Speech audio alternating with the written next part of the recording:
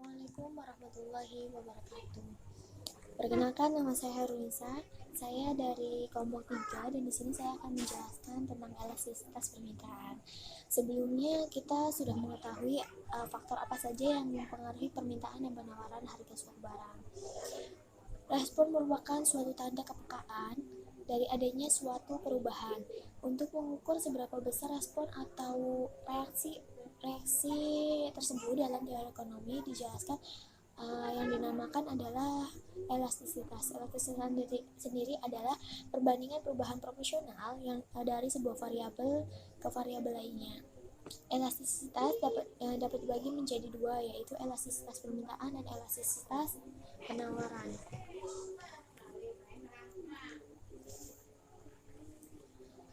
Elastisitas permintaan adalah elastisitas pengaruh perubahan harga terhadap besar kecilnya jumlah barang yang diminta atau tingkat kepekaan perubahan jumlah barang yang diminta terhadap perubahan harga barang. Adapun manfaat elastisitas permintaan sebagai produsen atau sebagai perusahaan, elastisitas permintaan dapat menjadi landasan atau dalam menyusun kebijakan penjualan. Bila diketahui responsif permintaan atas barang yang dihasilkan perusahaan dapat menentukan perlu tidaknya kenaikan harga jual suatu barang yang dihasilkan tersebut. Yang kedua adalah bagi pemerintah, elastisitas permintaan dapat digunakan untuk meramalkan kesuksesan dari kebijakan tertentu dan yang dilaksanakannya. Secara umum, elastisitas permintaan dapat dibagi menjadi tiga, yaitu elastisitas permintaan harga, elastisitas permintaan terhadap pendapatan, dan elastisitas permintaan silang. Elastisitas permintaan harga tersebut sendiri merupakan mengukur seberapa besarnya perubahan jumlah barang yang diminta apabila harganya berubah. Yang kedua adalah elastisitas permintaan pendapatan.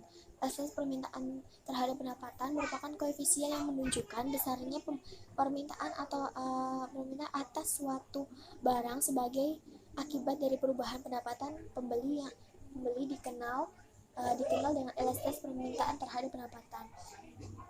Untuk kebanyakan barang kenaikan pendapatan akan menyebabkan kenaikan permintaan. Di sini terhadap hubungan yang searah di antara perubahan pendapatan dan perubahan permintaan elastisitas perubahan permintaan.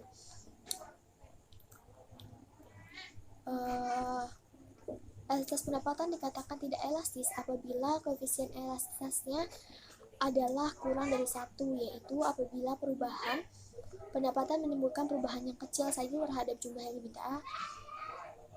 Dan yang ketiga adalah elastisitas permintaan silang, koefisien yang menunjukkan besar perubahan permintaan suatu barang apabila terjadi perubahan harga suatu barang lain yang dinamakan elastisitas permintaan.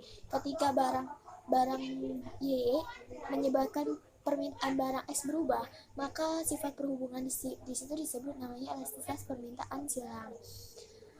Contohnya adalah ketika mobil pribadi harganya melonjak atau naik, itu akan permintaan terhadap mobil itu sendiri akan berkurang, dan itu akan berpindah ke barang substitusinya, yaitu ke bus kota, dan para konsumen akan berpindah banyak yang lebih menggunakan bus kota. Dan di sini ada beberapa jenis elastisitas permintaan. Yang pertama adalah permintaan inelastis sempurna. Untuk permintaan inelastis sempurna sendiri adalah suatu barang yang kebutuhannya sangat pokok. Berapapun perubahan harga tidak akan mempengaruhi jumlah barang yang diminta. Yang kedua adalah permintaan inelastis. Pada jenis elastis ini konsumen kurang peka karena meskipun harganya naik atau turun, masyarakat akan tetap membelinya. Barang yang mempunyai inelastis adalah barang-barang kebutuhan pokok dan barang-barang yang tidak mempunyai pengganti atau substitusi. Nama saya Nur Istijasia. Saya akan menjelaskan tentang materi elastisitas permintaan dan penawaran. Nah, di sini saya akan menjelaskan tentang jenis-jenis elastisitas permintaan. Yang pertama itu ada permintaan elastis sempurna, di mana permintaan elastis sempurna itu biasanya untuk barang-barang yang penting sekali seperti kebutuhan pokok. Nah, yang kedua itu ada permintaan inelastis. Biasanya pada jenis elastis ini, konsumen kurang peka terhadap perubahan harga. Artinya, meskipun harga naik atau turun, masyarakat tetap membelinya. Nah, yang ketiga itu ada permintaan elastis uneter atau satuan. Elastis permintaan ini mengandung arti bahwa perubahan harga sebesar 1% menjadi terjadinya perubahan jumlah barang yang diminta sebesar 1% juga. Nah, yang keempat itu ada permintaan elastis. Permintaan elastis ini biasanya terjadi pada barang-barang yang mempunyai pengganti atau substitusi. Biasanya barang-barang elektronik kayak gitu. Terus yang kelima itu ada permintaan elastis sempurna. Suatu barang atau jasa disebut memiliki elastis sempurna jika memiliki koefisien elastis tak tertentu, tak terhingga. Biasanya ini terjadi pada bahan bakar minyak, BBM. Nah, selanjutnya itu ada faktor-faktor yang mempengaruhi elastisitas permintaan. Yang pertama itu ada kemampuan barang lain untuk mengganti barang tersebut. Contohnya seperti permintaan pada daging sapi. Ketika pada saat sapi banyak yang mati karena wabah penyakit menyebabkan kenaikan pada harga daging sapi, maka para pembeli bisa saja beralih konsumsi ke daging ayam atau daging kambing. Nah, yang kedua itu ada kategori suatu barang, yang barang kebutuhan pokok sama barang mewah. Barang-barang seperti bahan makanan, BBM, sepatu, alas kaki, atau kebutuhan pokok lainnya. Nah, barang mewah itu seperti mobil. Selanjutnya ada kaitan antara elastisitas permintaan dan hasil penjualan. Sebelumnya, pengertian dari hasil penjualan itu sendiri adalah pendapatan yang diterima oleh para penjual dari pembayaran atas barang yang dibeli oleh konsumen. Terus kaitan antara elastisitas permintaan dan hasil penjualan. Yang pertama itu bagi barang dengan elastisitas permintaan terhadap harga yang tidak elastis, kenaikan harga barang akan meningkat hasil penjualan dan permintaan harga barang akan mengurangi hasil penjualan.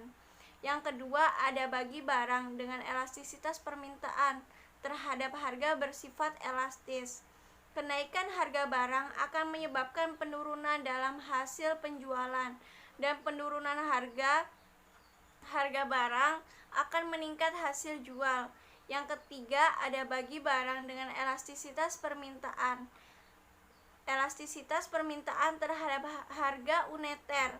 Perubahan harga barang bertambah tinggi atau berkurang tidak akan mengubah hasil penjualan. Penawaran elastisitas. Penawaran elastisitas ialah perubahan yang terjadi persentase perubahan harga lebih kecil daripada persentase perubahan penawaran. Contohnya yaitu seperti barang-barang pabrik, barang-barang industri yang tidak terpaku oleh masa panen atau masa yang berlaku. Tidak seperti kayak padi atau palawija dan yang lainnya. Jadi apabila persentase penawaran lebih kecil daripada perubahan persentase harga tersebut, seperti tidak terpengaruh dengan kuantitas barang yang ditawarkan. Contohnya kayak padi, palawija, dan barang-barang seperti yang terpaku dalam sebuah musim, satu musim. Tidak seperti yang diutarakan pas awal itu adalah penawaran elastis sempurna atau penawaran elastis sempurna. Ini terjadi apabila perubahan harga tidak mempengaruhi perubahan penawaran. Contohnya tanah, BBM, barang-barang kapasitas produksi sudah optimum atau sudah minim dan sama dengan prestasi perubahan harga. Contohnya seperti perubahan penawaran barang pertanian seperti jagung. Ketika pas tahun baru pasti akan berubah sebuah persentase harganya. Cukup. Perkenalkan, nama saya Sri Adiningsi. Di sini saya akan menjelaskan tentang faktor-faktor yang mempengaruhi elastisitas penawaran. Faktor-faktor yang mempengaruhi elastisitas penawaran ada 3. Yang pertama, jenis produk. Yang kedua, sifat perubahan biaya produksi. Yang ketiga, waktu. Yang pertama, jenis produk. Kurva penawaran produk pertanian pada umumnya inelastis, sebab produsen tidak mampu memberikan respon cepat terhadap perubahan harga. Sementara penawaran produksi industri umumnya elastis, sebab mampu merespon cepat terhadap perubahan harga. Yang kedua, sifat perubahan biaya produksi. Penawaran akan bersifat inelastis bila kenaikan penawaran hanya dapat dilakukan dengan mengeluarkan biaya yang sangat tinggi. Bila penawaran dapat ditambah dengan pengeluaran biaya pertumbuhan yang tidak terlalu besar, perubahan akan bersifat elastis. Yang ketiga, waktu. Waktu adalah kesempatan produsen atau penjual untuk menambah jumlah produksinya. Waktu dapat dibedakan menjadi 3. Yang pertama, jangka waktu sangat pendek. Yang kedua, jangka pendek. Yang ketiga, jangka panjang. Adapun jangka waktu sangat pendek yaitu karena penawarannya tergantung pada persediaannya. Sedangkan yang jangka pendek, produsen dapat menambah produksi barang yang ditawarkan walaupun tidak dapat memperbesar kapasitas produksi yang ada. Yang ketiga, jangka panjang. Produsen mempunyai banyak kesempatan untuk memperluas kapasitas produksi.